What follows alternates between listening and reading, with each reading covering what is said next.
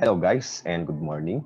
Welcome to our first lecture of our module 3, namely carbohydrates. Now this lecture is divided into two parts. The first part of our lecture is this lecture which discuss mainly about the nature of carbohydrates in our foods. Okay, by the way, this PowerPoint is from the internet na mata-download ninyo kapag sinearch ninyo ang same keyword na sinearch ko doon. So ito, ang sinasabi ko dito is this PowerPoint is not made by me, but rather this is from the internet. So, the question here, first and foremost here, can you live without sugar? Now, saan ba natin matatagpuan ng mga sugar natin? Matatagpuan siya usually sa may the added sugar, I shall say, in the soda punch, cookies, candy, chocolate, desserts, sugary cereals, and ice cream. And ang tinutukoy siguro dito guys sa slides na to is the sugar from the sugar cane, which is the sucrose. Okay, the question here guys is, can you live without sugar? Hindi ko siya sasagutin, pero kayo makakasagot niyan sa may sarili ninyo as we go throughout our discussion. So, ano ba ang sugar natin, guys? Sugar is a carbohydrates. Okay, what is carbohydrates? Carbohydrates give the body energy. They are the best source of fuel for the body. Carbohydrates also help to digest protein and fat. So, it is saying this slide that the carbohydrates is the primary source of energy to our body. And then, ang mga susunod na doon is after ma-deplete ng carbohydrates ato natin, isusunod yung mga fats and other sources. Now, the 45 to 65% of our food should come from the carbohydrates kasi nga is the primary source of our energy. Yan yung front line sa ating pagbibigay ng enerhiya sa ating katawan. Kaya nga tayo kumakain. So if we eat more carbohydrates than are needed for energy, the extra are stored actually in the liver or in the tissues as fat. So kapag hindi niyo na-consume yung extra carbohydrates na yon or hindi niyo na-consume yung mga carbohydrates na kinain ninyo, is siya ay magiging taba. Kaya nga yung mga kain ng kain is tapos hindi sila gumagalaw, tumataba sila. So nagiging sila ng fat doon sa may kanilang mga adipose tissue or the same as that. So saan ba nanggagaling yung ating mga carbohydrates? Yun ay nanggagaling from the grains, fruits, legumes, and sugars. So lahat sila ay may mga carbohydrates. Pero not mainly they are composed of sugar lang. Meron tayong mga monosaccharides, disaccharides, and polysaccharides na which is a types of carbohydrates na i-discuss natin sa part ng lecture natin. So, ayan. And there are two types of carbohydrates. The simple carbohydrates and the complex carbohydrates. Okay, simple carbohydrates are quick energy sources. They come from sugar. They do not usually supply any other nutrients or fiber. Kasi nga, di ba, yung sugar natin, as we all know, is a sucrose, which is a disaccharide composed of glucose and fructose. So, it is a quick sources. Simple carbohydrates are just a disaccharide or oligosaccharides. So, simple sugars are fructose, sucrose, glucose, sucrose, fructose, and maltose. Na saan ba sila matatagpuan? That will be your reading assignment in this PowerPoint na nandito naman. Kasi I will make this discussion in a rapid manner. And lastly is the lactose, which are the common sugars. Now, the only thing they have in common is that glucose, fructose are monosaccharides, and sucrose, maltose, and lactose are disaccharides.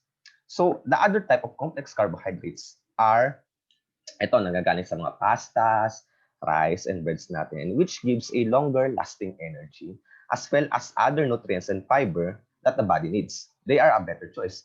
Bakit? Kasi nga dun sa may simple sugars natin, guys, it is only a monosaccharide or disaccharide. Samantalang yung ating complex carbohydrates is a polysaccharide, which is, what is polysaccharide? A long chain of carbohydrate molecules that break down. So, sobrang dami niya.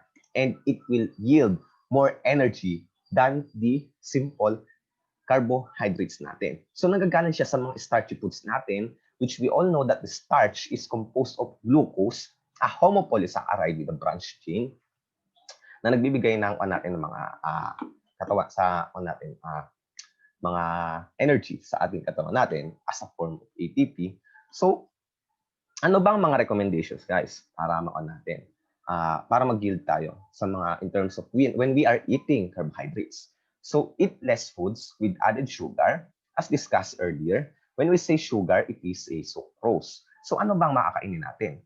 Ang mas recommended kainin natin, guys, are the rice, breads, and fruits because they contain a nutrients and also an energy for us to provide fuel in our body. And choose fiber-rich fruits, vegetables, and whole grains more often. And eat beans several times a week. And lastly, brush teeth after eating foods with sugar or starch. So, bakit ba ganon? Pag kasi kumakain tayo, guys, tayo ng mga sugary foods, di ba? Made-decompose yung ating ma-hydrolyze yung mga sugars natin, mga let's say sugar, ma-hydrolyze siya into glucose and fructose. So ano ba mangyayari doon kapag na-hydrolyze ng laway natin or saliva from the amylase molecule? So yung mga fructose, let's say fructose is dumikit doon sa may teeth natin. Dumikit siya.